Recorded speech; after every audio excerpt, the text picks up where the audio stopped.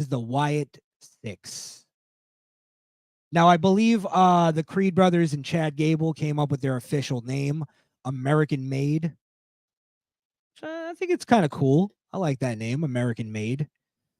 Um, I'm a patriot of this fine country. See the American flag behind me there. Um, so I like the name. I'm a little biased, but I like the name. But basically, yeah, they kind of did this whole promo at the beginning of the show or earlier in the show where, the whole thing comes full circle. The Wyatt family debuted 11 years ago in Baltimore. The Wyatt Six debuting on this day, 11 years later in Baltimore. So it was a nice little tribute to Bray Wyatt. It makes sense now. I understand why now they waited. They didn't do it at SummerSlam. They wanted to have that tribute, that moment. It made it mean more. So I totally get it. I totally understand it now, and I forgive it not being on SummerSlam. But yeah, we got some nice callbacks to Luke Harper and Bray Wyatt. It gave us the nostalgia feel. You know, gave us the nice, gave us the feels in general. You got to think back to when they did debut, and how excited we all were about the Wyatt family coming through, and they did kind of drop the ball on certain things, but we won't get into that. Let's just remember the good for the good. It's over now. We'll remember it for what it was. And it did provide us with some good entertainment and good moments. So let's not pretend it was a complete, fucking failure. Bray Wyatt's career was goddamn memorable, if not anything else. Memorable and fucking creative as all hell. So you can't deny that. But yeah, I noticed something because I've been playing up my let me just reiterate it. I'm sorry I always have to do this for the people who haven't seen, is that I don't believe that this Creed brother Chad Gable thing is gonna last. I feel like it's just sort of a temporary thing, and it's just a vehicle to play into the bigger storyline of the American or the Alpha Academy and Chad Gable sort of reconciling. I don't necessarily think they're gonna join back together and be the group again, but sort of having more of a amicable ending than the ending that they had, and have Chad Gable actually, be, asking for forgiveness from his family. And that's where I think it's going. It's going into more of a forgiveness kind of story than it is them staying together. Now, if you notice, again, subtleties, one of the Creed brothers, and I don't know their names, but the taller, lanky one, he appears to not want to be there. He kind of like, he didn't, first off, when Chad did his pose and the other Creed brother did the pose, the one that I'm talking about didn't pose with them and kind of just like looked at them like, what the fuck are we doing here? Like he didn't want to be there for some reason. And I think, it's the fact that he doesn't want to beef with the Wyatt Six. I think that's what it is. And I don't think he feels the loyalty to actually do it for Chad Gable. Like he doesn't have that loyalty for him. Maybe the other Creed brother does, but at the end of the day, they're brothers. They're not going to split for Chad Gable. So yeah, I think they're playing that up for a reason. I think that's not done, that's not done by accident.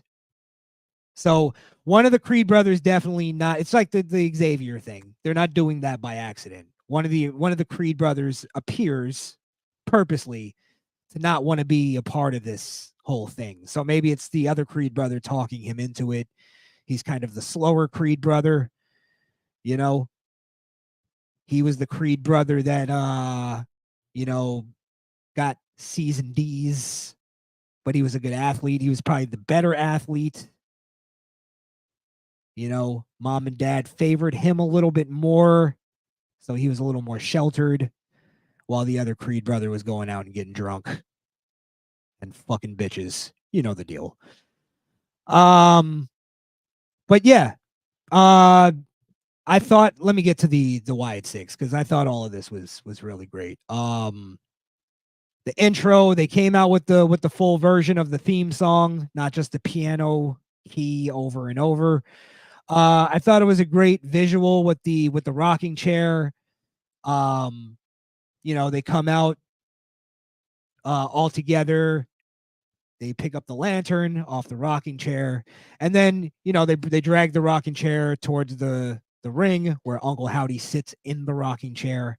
Abby the witch sits in front of him. They hang the mask on the back where the Luke Harper side of the mask is faced out.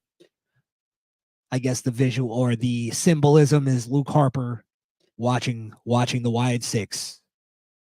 It was nice little touch, man. But yeah, I thought even Uncle Howdy looked great with Abby the witch sitting in front of him. Like it just looked nice. It looked like something. Looked like something obviously something out of a horror movie. I don't want to use that fucking cliche nonsense, but yeah, or that cliche description, but that's what it looked like. It looked the pageantry of it was nice. The production, WWE production is fucking A1 as usual. Top world class, top shelf production. WWE, uncomparable. I've always I'm a production guy. I'm in audio, visual production, all that stuff. I've done it all my whole life, and WWE has always been one of my favorite production teams. I thought they were they're always amazing. Yeah, they fail here and there, but for the most part, they know what the fuck they're doing. I gotta say, Dexter Lumis looks so fucking different that I almost can't see Dexter Lumis anymore. It's like a complete reinvention of Dexter Lumis. And it's like I don't see him anymore. And that's great. It's amazing. He just doesn't nearly look like the guy if you didn't tell me that was Dexter Lumis, I wouldn't have known. I almost feel like they shouldn't have told us. It was such a good reinvention. They could have probably played that off and not told anybody for a long time. I don't know how it leaked that it was him or that before they unmasked him, but had he unmasked, I probably wouldn't have known. It would have had to be the tattoos that would have tipped me off. But yeah, I just got to give it to him. Complete reinvention, commitment to the character. I got to appreciate that. Listen, the whole fucking package. The Wyatts work very well together. They look good. Joe Gacy has his corner spot, his tribute to Bray Wyatt. He does like basically the upside down corner spot, but he has his own version of it where he basically hangs on the turnbuckle but upside down. I thought it was cool. It was a nice evolution of Bray Wyatt's spider backwards fucking thing. Look, Rowan looked happy and energized to be there. I felt happy for Rowan because there was a moment in the match where you can tell, like, I think it was a moment where he did the little splash into the turnbuckle, little corner lariat thing to somebody, and he kind of looks up at the crowd. And it was like a moment where you see it clicked for him, where he was like, I love this again. So yeah, I really felt happy for Rowan that he was back in there. I'm sure it was hard for him to not be in there with his brothers, Bray and Luke, and them, basically doing a tribute to him or to them, while also, launching this new group.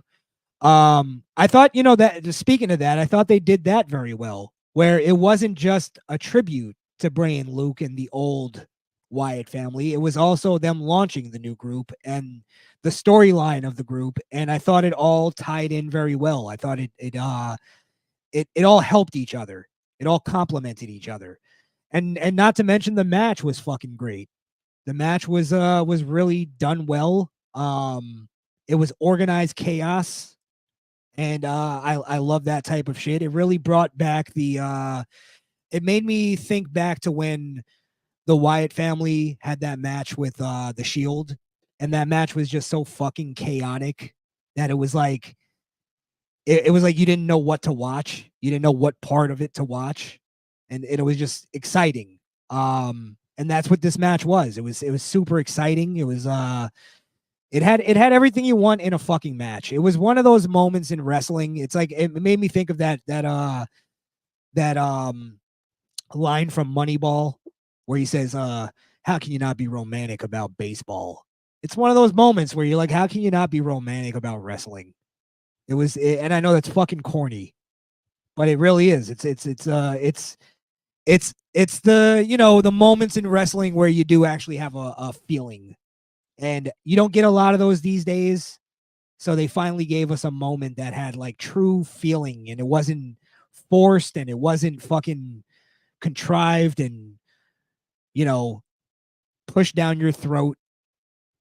I have nothing but good things to say about this whole match and this whole segment. I thought even the Creed brothers and Chad were fucking amazing in it. It was all just done very well. I can't say really anything bad about it. I really can't. The Wyatt 6 won. You know, that's how it should have been. And, you know, again, just leave it at a great moment in wrestling history, I believe. I believe it'll be one of those moments that go down in wrestling history. So yeah. Good fucking first start. First you know, push of the Wyatt 6, and we'll see where that goes, and I'll just go for the ride from here. Where does it go though? I definitely think I still think it goes down the route of what I said earlier. It pushes this the Chad Gable to basically, I think it's pushing Chad Gable to be a good guy. It's gonna humble him. That's what this whole thing is leading to, is Chad Gable being humbled and realizing that he was a piece of shit and treating his family like garbage. And he finally goes, you know what? I gotta, as much as I hate the Wyatt 6, I got to admit they were right, and I got to apologize to my brothers, my family.